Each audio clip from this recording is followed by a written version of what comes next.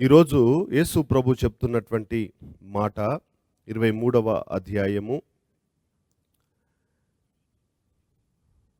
9వ వచనము. మరియు భూమి మీద ఎవనికైనను తండ్రి అని పేరు పెట్టవద్దు. భూమి మీద ఎవనికిని తండ్రి అని పేరు పెట్టవద్దు. చాలామంది ఏమనుకో తండ్రి అని పిలవద్దు అని చెప్పి అనుకుంటా ఉంటారు. కానీ పేరు పెట్టొద్దు అన్నాడు. తండ్రి అనేటువంటిది పేరు పెట్టొద్దు. మామూలుగా తండ్రి ఈ లోకంలో మనల్ని కన్నటువంటి తండ్రి అంటే మనల్ని జన్మనిచ్చినటువంటి తండ్రి బయోలాజికల్ ఫాదర్ అంటారు. అంటే మనల్ని క్రమంగా పెళ్ళైనటువంటి భార్యాభర్తలు ఏ విధంగానైతే పిల్లల్ని కంటారో ఆ రీతిగా మనల్ని కన్నటువంటి తండ్రి ఉంటాడు. ఏమని పిలుస్తాం? తండ్రి అని పిలుస్తాం, డాడీ అని పిలుస్తాం. మరి ఇయాటి నుంచి ఏమని పిలవాలి? సహోదరుడా అని పిలుస్తావా మీ నాన్న దగ్గరికి పోయి? ఎందుకంటే బైబిల్లో చెప్తాంది ఎవరు తండ్రి అని పిలవద్దని ఉన్నది.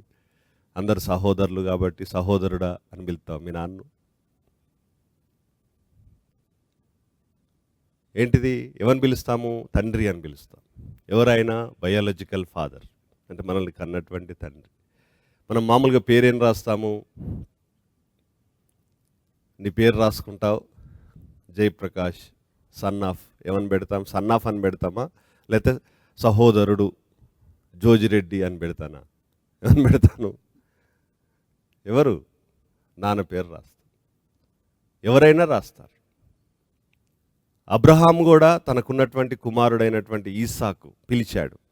ఆదికాండం 22వ అధ్యాయంలో దేవుని ఒక వాక్యాన్ని మనం అక్కడ చదివితే ఆదికాండం 7వ వచనములో ఈసాకు ఏమని పిలుస్తున్నాడంటే నా తండ్రి అని పిలుస్తున్నాడు. ఈసాకు తన తండ్రి అయినటువంటి అబ్రహామును ఏమని పిలుస్తున్నాడు? నా తండ్రి. ఎందుకంటే అతడిని కన్నాడు కాబట్టి. మనం కూడా మన తండ్రులను నాన్న, డాడీ అని రకరకాలుగా పప్ప ఈ విధంగా మనల్ని కన్నటువంటి తండ్రిని మనం పిలుచుకుంటాం. మొట్టమొదటిగా ఈ లోకంలో ఉండేటువంటి తండ్రి మరి మనల్ని కన్నటువంటి తండ్రి. తర్వాత రెండవది పెంచుకున్నటువంటి వారిని కూడా ఏమని పిలుస్తారు? కొన్నిసార్లు తల్లిదండ్రులను మరి కోల్పోయినటువంటి వారు వేరే వాళ్ళు పెంచుకుంటారు. లేకపోతే దత్తత తీసుకున్నటువంటి వాళ్ళు స్టెప్ ఫాదర్, ఫోస్టర్ ఫాదర్ అంటారు. వాళ్ళను కూడా ఏమని పిలుస్తారు? తండ్రి అని పిలుస్తారు. ఎందుకంటే వాళ్ళని చిన్నప్పటి నుంచి పెంచుకున్నారు కాబట్టి, పోషించారు కాబట్టి వాళ్ళని తండ్రి అని పిలుస్తారు.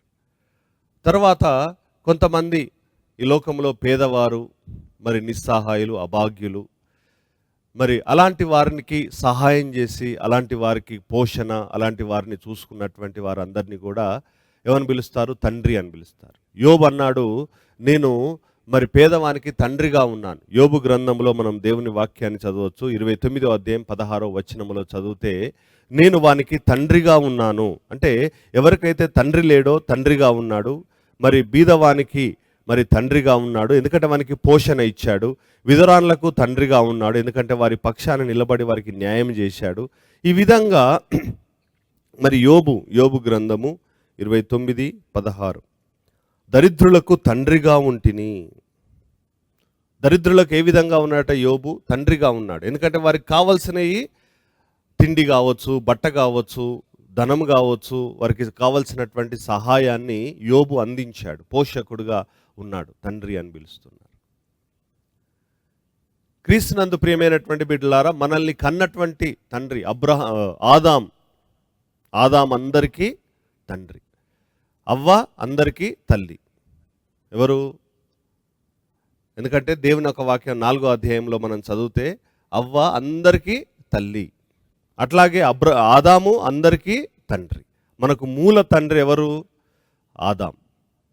కాబట్టి ప్రియమైనటువంటి బిడ్డలారా, ఈ విధంగా ఈ లోకంలో తండ్రులు ఉన్నారు. తర్వాత మనల్ని ఆత్మీయంగా కన్నటువంటి వారు, ఆత్మీయంగా నడిపించినటువంటి వారు, ఆత్మీయంగా నాయకత్వమును వహించినటువంటి వారు కూడా తండ్రులుగా ఉన్నారు.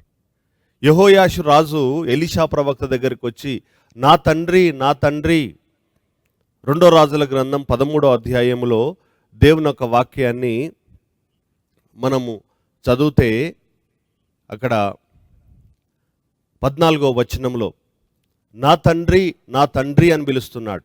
ఇజ్రాయేలునకు రథమును రౌతును నీవే అని చెప్పి ఆ యొక్క ఎలీషా ప్రవక్తను తండ్రిగా సంబోధిస్తూ ఉన్నాడు. ఎందుకు అనంటే ఎలీషా ప్రవక్త వారికి ఆత్మీయ నాయకుడిగా ఉండి మరి వారికి యుద్ధాలు వచ్చినప్పుడు వారి పక్షమున ప్రార్థన చేసి బాధ్యత తీసుకొని మరి వారిని నడిపించినటువంటి వాడు.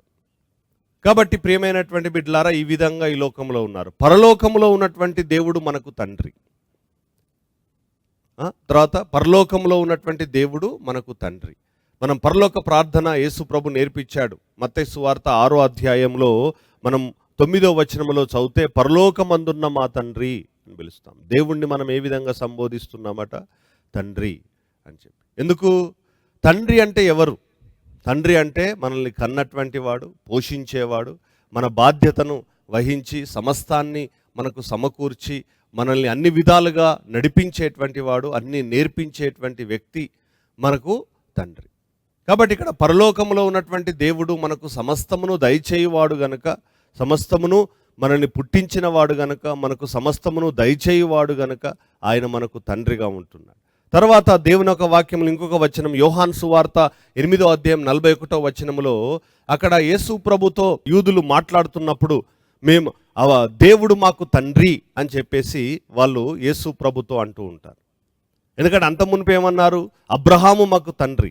అబ్రహాము ఎందుకు తండ్రి అవుతాడో ఈ యేసు దేవుని గురించి చదువుకున్న తర్వాత మళ్ళీ నెక్స్ట్ చెప్తాను నేను. ఇక్కడ ప్రియమైనటువంటి దేవుని బిడ్డలారా, మరి ఆ దేవుడు మాకు తండ్రి అని వారికి చెప్పారు. తర్వాత ఎఫెసీలకు రాసినటువంటి పత్రిక 4వ అధ్యాయము 6వ వచనంలో మనము దేవుని ఒక వాక్యం చదివితే అక్కడ మనకు తండ్రి ఒకడే అని చెప్పేసి పౌలు ఎఫెసీలకు ఆ విషయాన్ని తెలియజేస్తూ ఉన్నాడు. పరలోకంలో ఉన్నటువంటి దేవుడు ఒక్కడే, ఆయన ఒక్కడే మనకు తండ్రి అని చెప్పి చెప్తున్నాడు. 6వ వచనములో అందరికీ తండ్రి అయిన దేవుడు ఒక్కడే. అంటే మన అందరికీ ఈ లోకంలో ఉన్నటువంటి ప్రజలందరికీ మూల తండ్రి ఎవరు అని అంటే దేవుడు. ఎందుకంటే దేవుడే సృష్టికర్త కాబట్టి దేవుడే మనకు తండ్రి. మనల్ని కన్నటువంటి వాడు, మనల్ని పుట్టించినటువంటి వాడు, పోషించేవాడు, మనకు సమస్తమును దయచేసేవాడు, కాపాడేవాడు, సంరక్షించేవాడు, మనకి ఈ జీవితానికి కావలసినటువంటి నడిపింపును మార్గాన్ని చూపేటువంటి వ్యక్తి ప్రియమైనటువంటి బిడ్డలారా పరలోకమందున్న తండ్రి. తర్వాత మనకు సమస్తమును ఆయన దయచేయుచున్నాడు. మరి యాకోబు పత్రిక 1వ అధ్యాయం 17వ వచనంలో మరి మంచి ఈవులను పరలోకములో నుండి మనకిచ్చేటువంటి జ్యోతిర్మయుడైనటువంటి తండ్రి, శ్రేష్టమైన ప్రతి ఈవియు సంపూర్ణమైన ప్రతి వరమును పరవ సంబంధమైనదై జ్యోతిర్మయుడగు తండ్రి యొద్ద నుండి వచ్చును. అంటే మంచి ఈవులను ఇచ్చేటువంటి వ్యక్తి ఎవరు అంటే దేవుడు. ఆయన మన జ్యోతిర్మయుడైనటువంటి తండ్రి.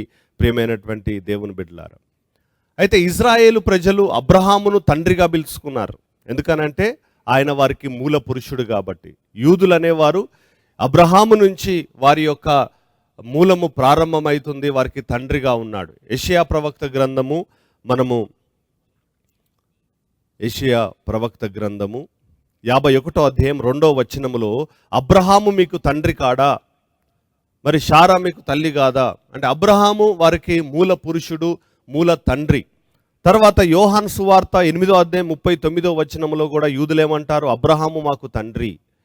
ఎందుకంటే వారిని ముఖ్యంగా వారిని నడిపించినటువంటి వాడు. ఎందుకు అబ్రహాము వారికి తండ్రిగా ఉన్నాడు అని అంటే కనుక మనం రోమీలకు రాసినటువంటి పత్రిక 4వ అధ్యాయం 17వ వచనంలో చదివితే అక్కడ ఏమని రాయబడి ఉన్నదంటే అబ్రహాము మరి నేను అనేక జనములకు నేను తండ్రిగా చేస్తాను అని చెప్పాడు. ఎందుకంటే అబ్రహాముకు సంతానం లేనప్పుడు దేవుడు వాగ్దానం ఇచ్చాడు.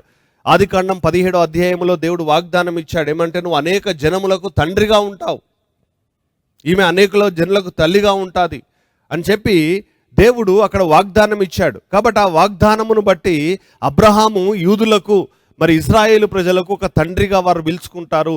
అబ్రహాము మా తండ్రి అని పిలుస్తారు. కాబట్టి ప్రియమైనటువంటి దేవుని బిడ్డలారా, అంతేకాదు అబ్రహాము విశ్వాసులకు కూడా తండ్రి. ఎందుకంటే ఆయన విశ్వాసమును బట్టి ఆ యొక్క వాగ్దాన పుత్రుణ్ణి పొందుకున్నాడు గనుక ఆయన విశ్వాసులకు తండ్రి. ఫాదర్ ఆఫ్ ఫెయిత్ అంటే విశ్వాసమునకు తండ్రి. ఆయన మనకి క్రైస్తవంలో కానీ యూదుల్లో కానీ ఆయన ఒక విశ్వాసమునకు మూల పురుషుడై ఉన్నాడు కాబట్టి మనం విశ్వాసమునకు తండ్రిగా అబ్రహామును పిలుచుకుంటాం. ప్రియమైనటువంటి దేవుని బిడ్డలారా, తర్వాత ఈ లోకములో మరి సైతాను కూడా తండ్రిగా ఉన్నది. ఎట్టున్నదట? సైతాను కూడా తండ్రిగానే ఉన్నది.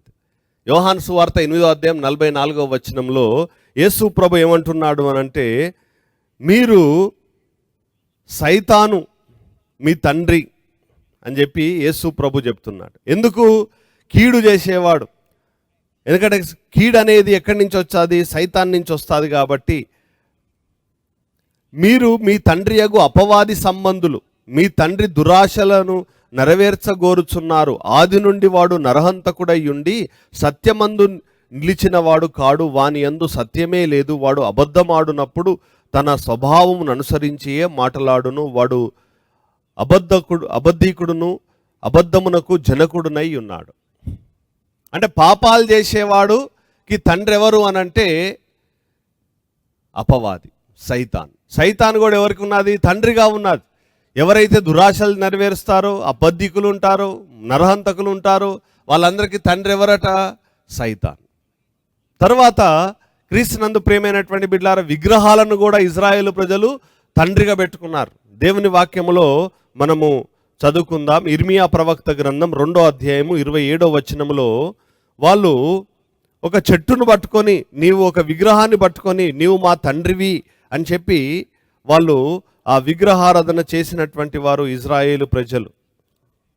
ఇర్మియా గ్రంథము 2వ అధ్యాయము 26వ వచనంలో, దొరికిన దొంగ సిగ్గుపడునట్లు ఇజ్రాయేళ్ల కుటుంబము వారు సిగ్గుపడుదురు. నీవు మా తండ్రివని మ్రానుతోను, నీవు నన్ను పుట్టించితివని రాతితోను చెప్పుచు వారును వారి రాజులను వారి అధిపతులను వారి యాజకులను వారి ప్రవక్తులను అవమానము నొందుదురు.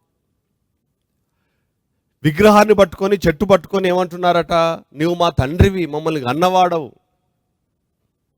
అని ఒక విగ్రహాన్ని వాళ్ళు ఆరాధిస్తున్నారు, పూజిస్తూ ఉన్నారు. విగ్రహాలను పూజించేవారు ఆ యాజకుల్ని కూడా తండ్రులు అని పిలిచారు.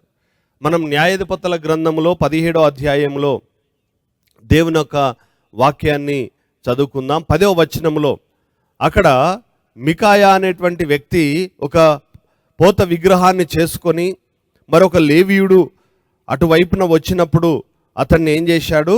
దానికి యాజకుడిగా పెట్టి ఏమంటున్నాడంటే అతనితోటి, మీకా నా యొద్ద నివసించి నాకు తండ్రివిగాను యాజకుడుగాను ఉండుము. ఆ యొక్క లేవీయుడిని, ఆ విగ్రహానికి యాజకుడిగా ఉన్నటువంటి వ్యక్తిని నాకు తండ్రివిగా ఉండు అంటే ఆధ్యాత్మికంగా నడిపించేటువంటి వ్యక్తిగా. క్రీస్తునందు ప్రియమైనటువంటి దేవుని బిడ్డలారా, ఈ విషయాలన్నీ మనం గమనిస్తే ముఖ్యంగా మరి మనల్ని కన్నటువంటి వారు, మనల్ని నడిపించేవారు, మన విశ్వాసానికి మూలమైనటువంటి వారు, తర్వాత మనల్ని పోషించేటువంటి వారు, ఆత్మీయ జ్ఞానాన్ని మనకు అనుగ్రహించేవారు, ఆత్మీయ వెలుగులో మనల్ని నడిపించేటువంటి వారు తండ్రులుగా ఉంటా ఉన్నారు.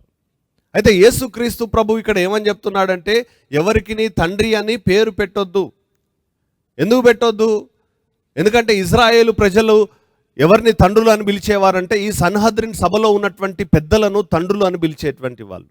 మనం దేవుని వాక్యములో చదివితే అపోస్తుల కార్యములు 7వ అధ్యాయము 2వ వచనము, స్తెఫేనును పట్టుకొని అక్కడ సన్హద్రిన్ సభ ముందు నిలబెట్టినప్పుడు అతడు ఆ సన్హద్రిన్ సభతో మాట్లాడే సమయంలో అతడు వాళ్ళందరినీ ఏమని సంబోధిస్తూ ఉన్నాడో మనము దేవుని యొక్క వాక్యాన్ని చదువుకుందాం. 7వ అధ్యాయం 2వ వచనం, అందుకు స్తెఫేను చెప్పినదేమనగా, సహోదరులారా తండ్రులారా వినండి. ఆ సన్హద్రిన్ సభలో ఉన్నటువంటి కొంతమంది ఏంటిది, వాళ్ళకి తండ్రులు అని పేరు పెట్టారు. ఎందుకు అనంటే వాళ్ళు ఇజ్రాయేలు ప్రజలను ఆత్మీయంగా ధర్మశాస్త్రంలో కానీ వాక్యములో కానీ ఇజ్రాయేలు ప్రజలు ఏం చెయ్యాలో, ఏ విధంగా నడవాలో, దేవుని వైపు ఏ విధంగా జీవించాలో వాళ్ళు నేర్పించేవారు, తండ్రిగా ఉండేటువంటి వాళ్ళు.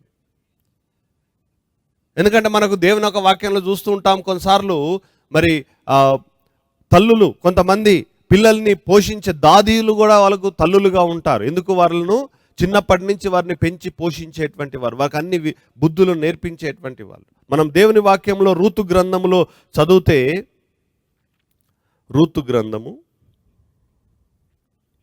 4వ అధ్యాయము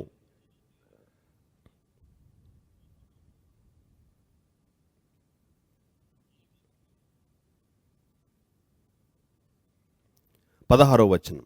అప్పుడు నయోమి ఆ బిడ్డను తీసుకొని కౌగిట నుంచుకొని వానికి దాదీగా నుండెను. ఏం చేశాది? ఆ బిడ్డను తీసుకొని ఆమె పెంచాది, వానికి కావలసినటువంటి సమస్తాన్ని నేర్పించాది. కాబట్టి ఇక్కడ దేవుని వాక్యములో ఇజ్రాయేలు ప్రజలు ఏమి చెయ్యాలో, ఏ విధంగా ఉండాలో, దేవుని విషయంలో, ఆధ్యాత్మిక విషయంలో ఏ విధంగా నడవాలో వాళ్ళందరూ కూడా వారికి ఏం చేసేవాళ్ళు? వారికి నాయకులుగా ఉన్నటువంటి వాళ్ళను తండ్రులు అని పిలిచేటువంటి వాళ్ళు. అదే రీతిగా పౌలు కూడా 22వ అధ్యాయము అపోస్తుల కార్యములో ఆ సన్హద్రిన్ సభ ముందు నిలబడ్డప్పుడు వాళ్ళను ఏమని పిలుస్తూ ఉన్నాడో మనము చదువుకుందాం. మొదటి వచనం, సహోదరులారా తండ్రులారా.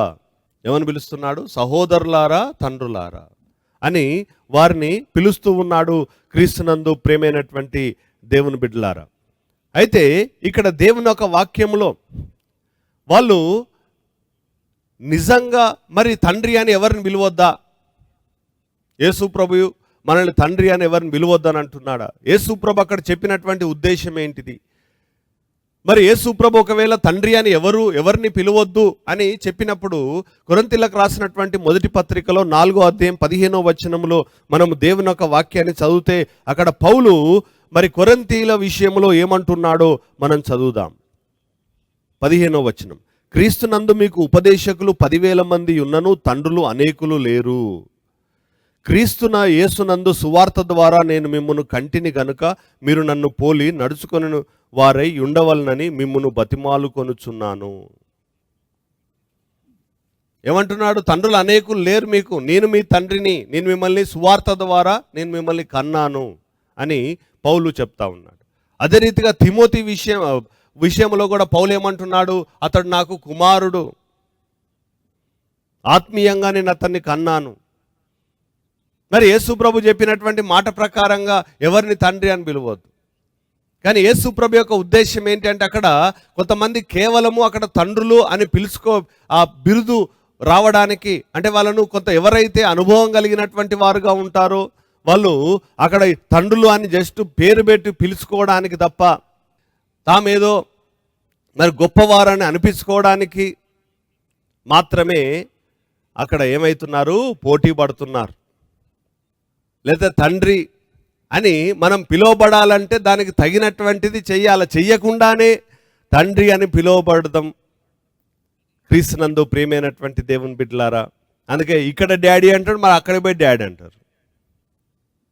కొంతమంది ఇక్కడ డాడీ అని ఆత్మీయంగా కన్న తర్వాత ఇక్కడ కన్న తర్వాత మళ్ళీ ఇంకో దగ్గర పోయి అక్కడికి పోయి డాడీ అని. వాళ్ళు ఎట్లా డాడీ అవుతారు? ఒకరే ఆత్మీయంగా అంటారు, 10 మందికి అన్నారు కదా ఆత్మీయంగా. లోకపరంగా ఒకరే అంటారు, ఆత్మీయంగా కూడా ఒకరే అంటారు. అంటే ఆ సువార్త ఎవరైతే నీకు ఇస్తారో, మొట్టమొదటిగా సువార్తనిచ్చి నిన్ను క్రీస్తులోనికి నడిపిస్తారో వారే మీకు తండ్రి. ప్రియమైనటువంటి దేవుని బిడ్డలారా, మరి యేసు ప్రభు ఏం చెప్తున్నాడు? ఎవరికి తండ్రి అని పేరు పెట్టొద్దు అని ఎందుకు అన్నాడు అంటే అక్కడ చాలామంది ఏమనుకుంటున్నారు? ఆ తండ్రి అని వాళ్ళు ఎప్పుడైతే పిలువబడతారో అది వాళ్ళకి హెచ్చింపుగా, ఒక గర్వంగా, వాళ్ళు ఎంతో భక్తిమంతులు, ఇజ్రాయేలు ప్రజలను ఆత్మీయతలో భక్తిలో నడిపించేటువంటి వారుగా, గొప్పగా వాళ్ళు అనుకోవడానికి మాత్రమే ఆ తండ్రి అని పిలువబడటానికి ఇష్టపడతా ఉన్నారు.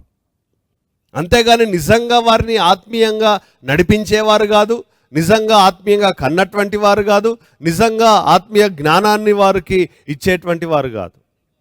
ఎలాంటి అర్హతలు లేకున్నా కూడా వారు ఆ విధంగా మరి తండ్రులు అని పిలువబడటానికి వారు ఆతృత పడతా ఉన్నారు. అందుకే యేసు ప్రభు ఎవరిని పిలువద్దు, ఎందుకంటే పరలోకమందు ఉన్నటువంటి తండ్రి ఒక్కడే మనకి. ప్రియమైనటువంటి దేవుని బిడ్డలారా, ఆ పరలోకమందు ఉన్నటువంటి తండ్రే మనల్ని పుట్టించినవాడు, మనల్ని పోషించేవాడు, మనకు సమస్తమును దయచేసేటువంటి దేవుడు, మనకు రక్షణను అనుగ్రహించినటువంటి దేవుడు. కాబట్టి ఆ తండ్రే మనకు మూలం. అంతేగాని ఈ లోకంలో ఎవరిని పడితే వాళ్ళని డాడీ, ఎవరిని పడితే వాళ్ళని తండ్రులు అని పిలవడానికి లేదు. ఎవరికి అలాంటి పేరు పెట్టొద్దు అంటున్నాడు దేవుడు. కొంతమంది ఆ విధంగా పిలువబడటానికి ఇష్టపడతా అంటారు. బ్రదర్లు డాడీలు కాదు, వాళ్ళని కన్నది ఎవరు? Paul daddy. ఆత్మీయంగా కన్నది డాడీ. కాబట్టి మనం ఎవరిని పడితే వాళ్ళని తండ్రి అని పిలవడానికి లేదు. పిలిపించుకోవాలన్నటువంటి కోరిక మనలో ఉండొద్దు. అంటే నువ్వు ఆ యొక్క పని చెయ్యకుండానే, అందుకే ఏమంటున్నాడు పౌలు, మీకు అనేక మంది తండ్రులు లేరు, బోధకులు ఉండొచ్చు మీకు అనేక మంది, కానీ తండ్రులు అనేక మంది లేరు మీకు. ఎందుకంటే మిమ్మల్ని నేను మొదట సువార్త ద్వారా కన్నాను. ఇప్పుడు పేతురుని వాళ్ళు తండ్రి అని పిలవడానికి వీల్లేదు, యోహాన్ను తండ్రి అని పిలవడానికి వీల్లేదు, మిగతా అపోస్తులను కానీ అక్కడికి వచ్చినటువంటి బోధకులను కానీ వాళ్ళు తండ్రి అని పిలవడానికి లేదు. ఎందుకంటే పౌలు మాత్రమే వారికి సువార్త ప్రకటించి వారిని సువార్త ద్వారా కన్నాడు కాబట్టి ఈ లోకంలో ప్రియమైనటువంటి బిడ్డలారా, యేసు ప్రభు తండ్రి అని ఎవరికి పేరు పెట్టొద్దు అనేటువంటి విషయాన్ని చెప్పినప్పుడు సైతాను మీ తండ్రి కాదు, లోకంలో ఉన్నటువంటి ఎవరు పడితే వాళ్ళు మీ తండ్రులు కాదు, పరలోకమందు ఉన్నటువంటి దేవుడే మొట్టమొదటిగా మనకు తండ్రి.